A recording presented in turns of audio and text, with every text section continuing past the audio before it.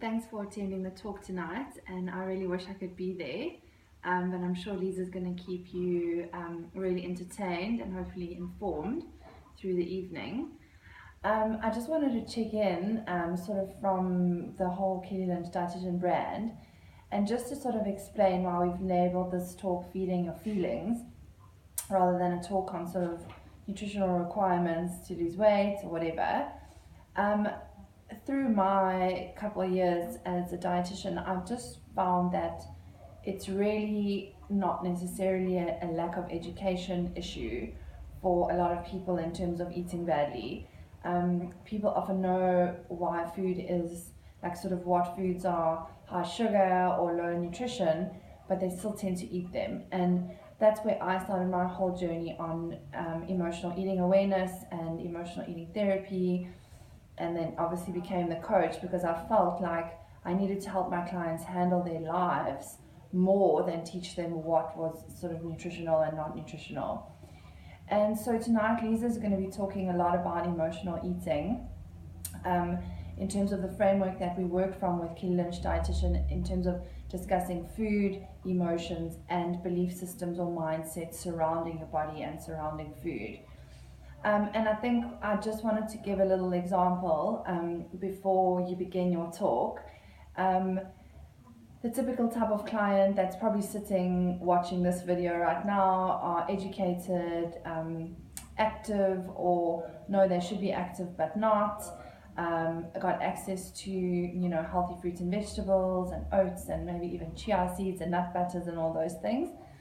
But we tend to have moments in our lives where we choose to not eat them. So I always use my own life as examples. One of my emotional eating triggers is anxiety. I self-soothe myself with food. And the other day my husband's phone got stolen, all his car got broken into, phone, wallet, everything stolen. He phoned me at 10 to 7 in the morning from someone else's phone to say everything's gone. He was in his board shorts with his surfboard, and that's all he had. And my immediate reaction before I saw my 7 o'clock patient was to go next door to Seattle Coffee Shop, which is next door to us, and get a muffin and probably a biscuit or a muffin or something, because I would be feeling, it'll just make me feel better. And because of the knowledge that you're hopefully going to get tonight, you're going to start to see that, am I happy with anxiety to be the reason that I go and eat the biscuit and the coffee at this time of the day? And if the answer is yes, there's nothing wrong with that. And I tell women every day, we don't need to be guilty about what we eat or why we eat.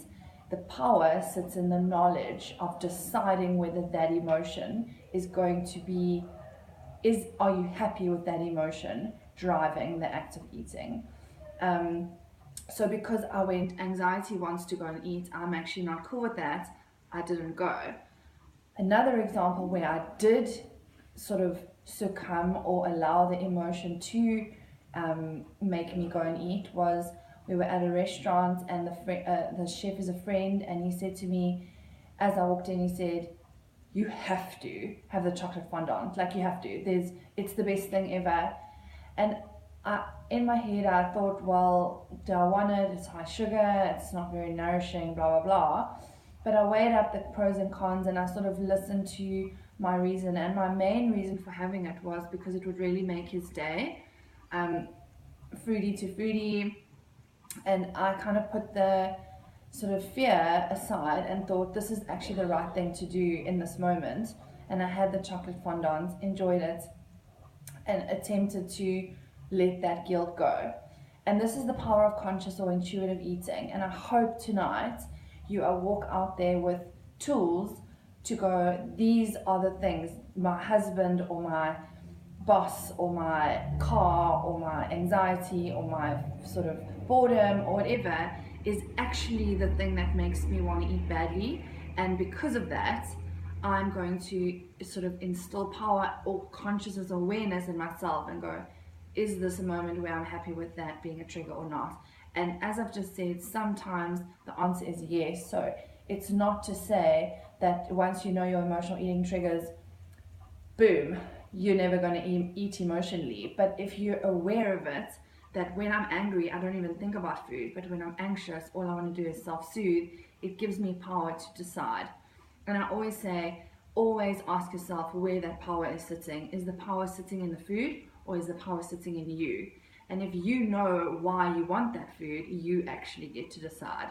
That chocolate brownie is not going, you need me, you want me, you can't live without me. You're going, is this a situation where I want to put that into my body? Sometimes the answer is yes, sometimes the answer is no. So I'm going to leave you with that. I hope you guys have an awesome talk tonight. I'm so looking forward to feedback. So please pop us emails and let us know. And I actually said to Lisa, I'm going to do one in Durban. It's silly that I'm not doing the same tonight. So thank you for being there, and I hope you guys enjoy the talk.